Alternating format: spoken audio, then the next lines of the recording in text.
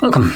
In front of me is a Samsung Galaxy S21 Ultra, and today I'll show you how to insert SIM card into the device. Even though I do have an SD card, this phone doesn't actually take it, so throw it out. Now, to actually get out the tray, you will need the SIM eject tool. Now, it does come provided with a device inside of the box. You can find it on the, let me actually get the box quickly.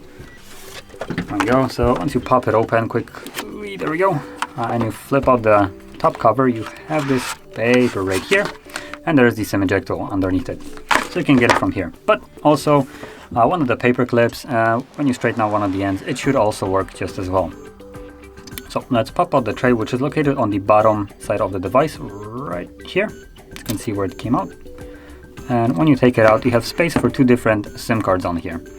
So you can place one SIM card on either side with the chip facing outwards like this, as you can see, and from there simply insert it back into the device. And that's basically all it takes. So now it gives me a pin for the SIM card, so I need to insert that one. 2, 3, 4, there we go, and it's now unlocked. So that is how you insert your SIM card, and if you found this very helpful, don't forget to hit like, subscribe, and thanks for watching.